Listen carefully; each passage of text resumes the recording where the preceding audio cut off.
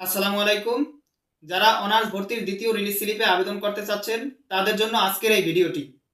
এই রিলিজ স্লিপে কারা আবেদন করবেন, কিভাবে আবেদন করবেন এবং আবেদনের সময়সীমা এ সম্পর্কে আমি কিছু তথ্য বলে দেব। যারা এখনো আপনাদের কাঙ্ক্ষিত সাবজেক্ট পাননি, পছন্দের সাবজেক্টে ভর্তি হতে পারেননি কিংবা এখনো ভর্তির সুযোগ হয়নি, তারাই মূলত এই দ্বিতীয় রিলিজ স্লিপে আবেদন করবেন। এই দ্বিতীয় রিলিজ স্লিপে কারা আবেদন করতে পারবেন? যারা অনার্স ভর্তি পরীক্ষায় অংশ নিয়েছেন কিন্তু পাস মার্কও পেয়েছেন, মূলত তারাই এই রিলিজ স্লিপে আবেদন করতে পারবেন। এবং যারা ভর্তি হয়েছেন, পরবর্তীতে ভর্তি বাতিল করেছেন, তারাও কিন্তু এই দ্বিতীয় রিলিজ স্লিপে ভর্তি হতে পারবেন। তা আপনাদের জানিয়ে রাখি, যারা ভর্তি পরীক্ষায় অংশ নিয়েছেন এবং ভর্তি পরীক্ষায় ন্যূনতম পাস নম্বর 35+ পেয়েছেন, তারাই এই রিলিজ স্লিপে আবেদন করতে পারবেন। এবং রিলিজ স্লিপের আবেদন সম্পূর্ণ ফ্রি। এই আবেদন করতে হলে আপনাদের প্রত্যেককে একটি আইডি এবং পিন দিয়ে লগ ইন করতে হবে। যে আইডি এবং পিনটি আপনাদের কলেজ থেকে একটি ছোট কাগজে দেওয়া হয়েছিল, সেটি আপনার আইডি এবং পিন। এবং প্রত্যেক শিক্ষার্থী যে কোনো 5টি কলেজ এই দ্বিতীয় রিলিজ স্লিপে চয়েস দিতে পারবেন।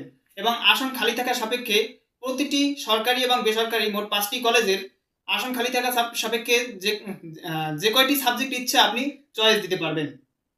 আর এই দ্বিতীয় রিলিজ স্লিপের সময়সীমা কবে কবে নাগাদ প্রকাশ করবে কিংবা তাদের জাতীয় বিশ্ববিদ্যালয়ের ওয়েবসাইটে প্রকাশ করবে, সেটি তা পরবর্তীতে নোটিশ দিয়ে জানিয়ে দেবে।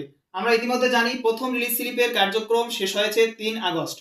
আর এই দ্বিতীয় রিলিজ স্লিপের আবেদনের সময় দিয়েছিল তারা 15 থেকে 16 দিন এবং পরবর্তীতে ভর্তির জন্য সময় দিয়েছিল প্রায় 7 থেকে 8 দিন।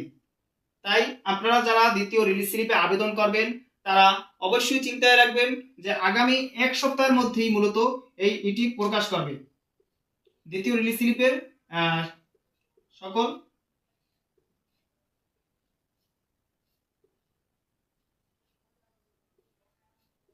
দ্বিতীয় রিলিজ স্লিপের সকল নোটিশ বা যে রিলিজ স্লিপের প্রকাশ করবে আগামী 1 সপ্তাহের মধ্যে।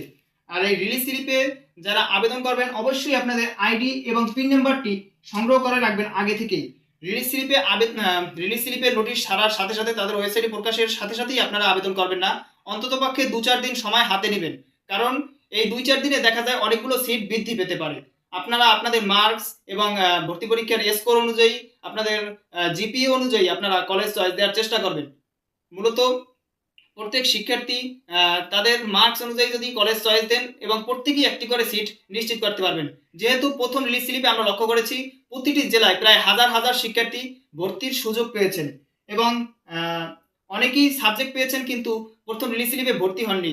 তারা চাইলে দ্বিতীয় রিলিজ স্লিপে ভর্তি হতে পারবেন। দ্বিতীয় রিলিজ স্লিপের আবেদনের যে ওয়েবসাইটে প্রকাশ করবে সেটি 10 থেকে 13 আগস্টের ভিতরে তাদের ওয়েবসাইটে দ্বিতীয় রিলিজ স্লিপের আবেদন প্রকাশ করার একটা সম্ভাবনা রয়েছে। এবং যারা আবেদন করবেন তারা নিশ্চয়ই এই চ্যানেলটিকে সাবস্ক্রাইব করে রাখবেন এবং পরবর্তী তথ্য আমাদের এই চ্যানেলের মাধ্যমে জানিয়ে দেওয়া হবে।